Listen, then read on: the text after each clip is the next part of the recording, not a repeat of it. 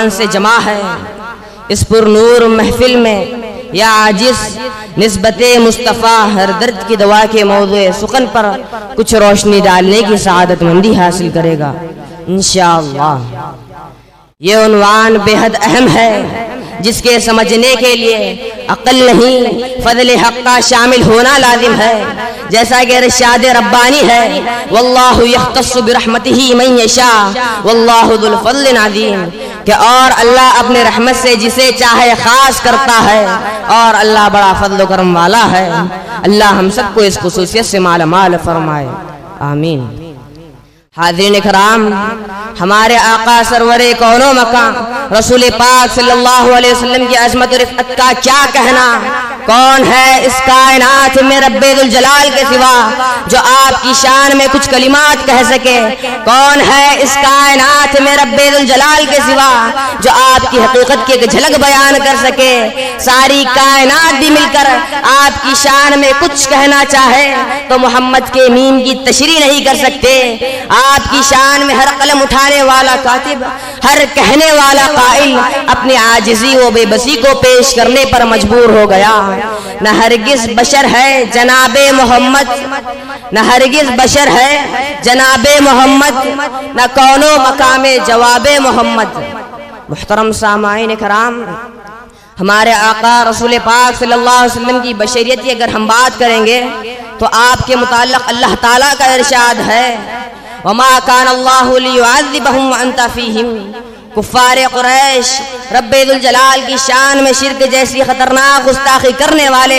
صحابہ کرام پر ظلم و ستم ڈھانے والے، مذہب اسلام کا مذاق اڑانے والے مشرکین مکہ جب نبی کریم صلی اللہ علیہ وسلم سے استفسار کرنے لگے اگر ہم غلط ہیں، اگر ہم گمراہ ہیں، اگر ہم واقع میں ہی گنہگار ہیں تو اللہ ہم پر عذاب کیوں نازل نہیں کرتا؟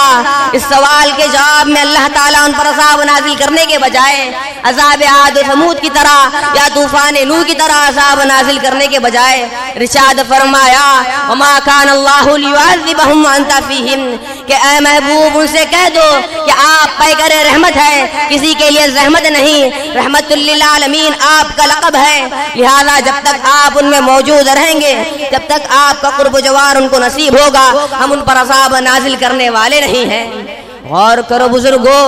رسول پاک صلی اللہ علیہ وسلم کا قرب رحمت ہی رحمت، نعمت ہی نعمت، فضل ہی فضل الہی، گویا ہر درد کی دوا ہے۔ حاضرین کرام، باعتبار بشریت رسول پاک صلی اللہ علیہ وسلم اب ہم میں نہیں رہے، اس کا مطلب یہ ہرگز نہیں کہ وہ ہمارے لیے نعمت نہیں ہے، نہیں، ایسا ہرگز نہیں۔ آج بھی رسول پاک صلی اللہ علیہ وسلم ہمارے لیے نعمت ہے، آج بھی رسول پاک صلی اللہ علیہ وسلم ہمارے لیے ہر درد کی دوا ہے۔ یہی تو رسول پاک صلی اللہ علیہ وسلم کی شان اعلیٰ ہے۔ آپ صلی اللہ علیہ وسلم کے آثار بھی بابرکت، آپ صلی اللہ علیہ وسلم کا اسم مبارک بھی بابرکت، آپ صلی اللہ علیہ وسلم کے ادائیں و سنتیں بھی ہر درد کی دوا ہے۔ تفسیر بحر المدید کے مفسر ابن عجیبہ رحمۃ اللہ علیہ ارشاد فرماتے ہیں قد جعل اللہ رسولہ صلی اللہ علیہ وسلم امانا لامتہ ما دام حیا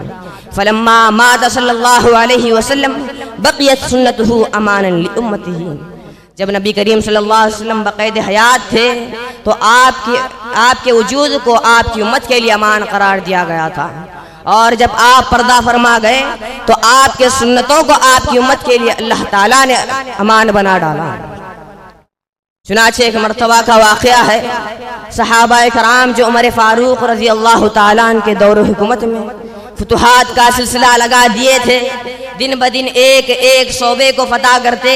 اور اسلام کا جھنڈا وہاں نصب کرتے۔ اتفاقاً ایسا ہوا کہ ایک قلعے کو گھیر لیے مگر ایک ہفتے تک فتح کی کوئی صورت نظر نہیں آئی۔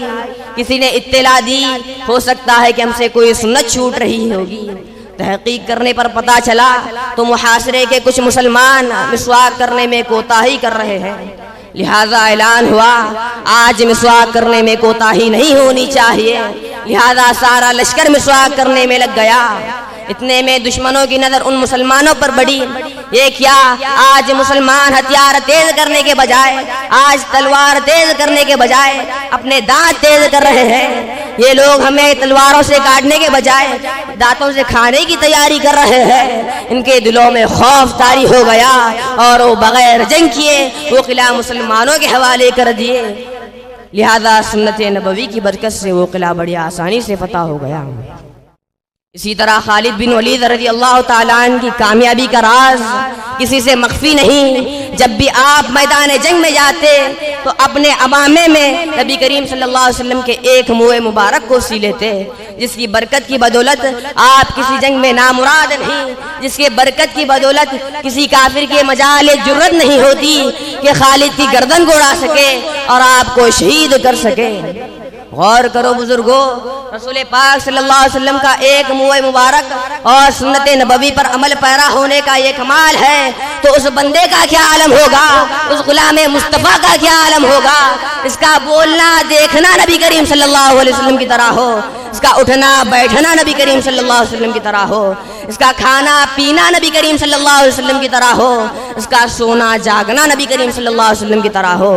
الغرض جو سر تاپا نبی کریم صلی اللہ علیہ وسلم کی اداؤں میں فدا ہو، اس کا ظاہر ظاہر مصطفیٰ کا آئینہ ہو، اس کا باطن باطن مصطفیٰ کا آئینہ ہو، جو خود زبان حال سے کہہ رہا ہو میں خود کو ڈھونڈتا ہوں وہ ہاتھ آ رہے ہیں، میں خود کو ڈھونڈتا ہوں وہ ہاتھ آ رہے ہیں، اب میری شکل سے وہ جلوہ دکھا رہے ہیں۔ ایسے غلام مصطفیٰ کے لیے صرف نہ مصطفیٰ جان رحمت ہر درد کی دوا بن جاتے ہیں، بلکہ وہ خود دوسروں کے لیے ہر درد کی دوا بن جاتے ہیں، جیسا کہ ہمارے شیوخ ہمارے لیے ہر درد کی دوا بن گئے ہیں، جن کی معیت میں ہم بڑے ہی بے خوف زندگی بسر کرتے ہیں۔ یہ اللہ کا ہم پر بڑا احسان ہے۔ آخر میں اللہ تعالیٰ سے دعا کرتا ہوں کہ ہم جو کچھ کہتے ہیں سنتے ہیں اس پر عمل کرنے کی توفیق عنایت فرما، حضرت قبلہ کی عمر اقبال میں ترقی عنایت فرما، اور آپ کی فیوزات سب کو معلوم۔